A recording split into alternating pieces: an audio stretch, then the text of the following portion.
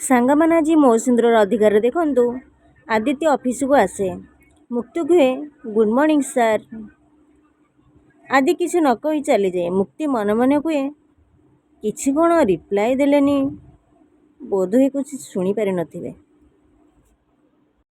ଆଦିତ୍ୟ କୁହେ ଓକେ, ମୁଁ middle class house ପାଇଁ ମିଟିଂ ଡାକିଛି। ମୁକ୍ତି କୁହେ ହଁ ସାର୍, ମୁଁ ଡିଜାଇନ୍ କାର୍ଡ଼ ନେଇକି ଆସିଛି। ଆଉ ମୋତେ ଲାଗୁଛି ଯେ ଏହା କହି ମୁକ୍ତି ଫାଇଲଟିକୁ ବଢ଼େଇ ଦିଏ। ଆଉ ଆଦିତ୍ୟ ହାତ ଦେଖି କୁହେ ଆଦିତ୍ୟ ଦାସ ସେତେବେଳେ କଥା କୁହେ, ତା ମଝିରେ କେହି ବି କୁହନ୍ତିନି। ନତାଶା, ଆଜି ପରଠୁ ଅଫିସର ସବୁ ପ୍ରୋଜେକ୍ଟ କାମ ତମେ ହ୍ୟାଣ୍ଡେଲ୍ କରିବ। ଡିଜାଇନିଂ ଆଉ ଆମ ଭିତରେ ଥିବା କୋଅର୍ଡ଼ିନେସନ୍ ବି ତମେ ହ୍ୟାଣ୍ଡେଲ୍ କରିବ, ଓକେ? ନତାଶା ମୁଣ୍ଡ ହଲେଇକି ହଁ କୁହେ। ମୁକ୍ତି କୁହେ କିନ୍ତୁ ସାର୍, ଆଜି ଯାଏଁ ମୁଁ ତ ପ୍ରୋଜେକ୍ଟ ହ୍ୟାଣ୍ଡେଲ୍ କରି ଆସୁଥିଲି ନା। ଆଦି ଜୋରସେ ପାଟି କରିକି କୁହେ ମୁକ୍ତି, ଏଇଟା ମୋ ଅଫିସ୍, ଆଉ ଏଇଠି ବି ଡିସିସନ୍ ମୁଁ ନେବି।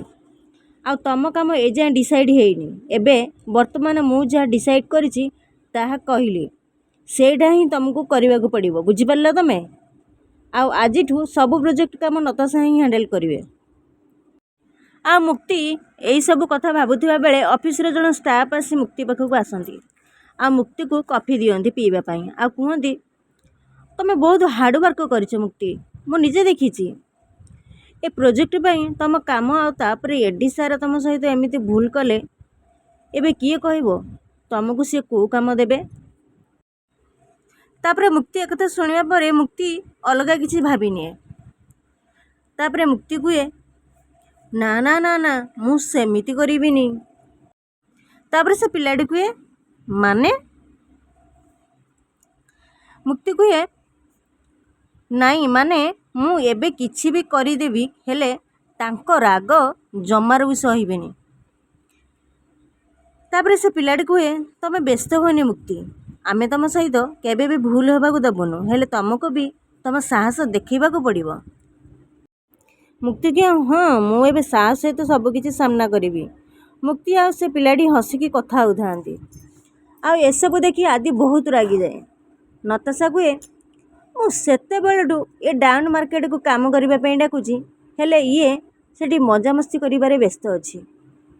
ଆଜିକାଲି ଏମିତି ଛୋଟ ସହରରୁ ଆସିଥିବା ଝିଅମାନଙ୍କର ଏହା ହିଁ ପ୍ଲାନ୍, କେମିତି ମିଠା ମିଠା କଥା କହି ଇମୋସନାଲ୍ ହୋଇ ପୁଅମାନଙ୍କୁ ଫସାନ୍ତି।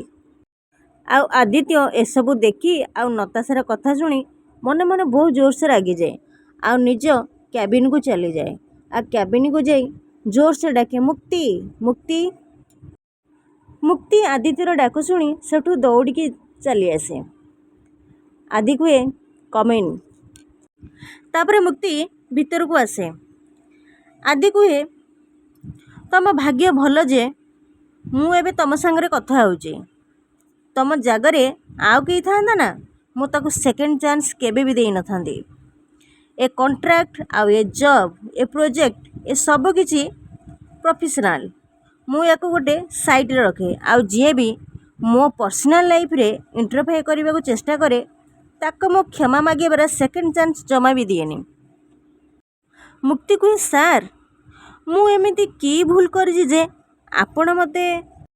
ଆଦି କୁହେ ତମେ କ'ଣ କରିଛ ନିଜେ ଜାଣିନ?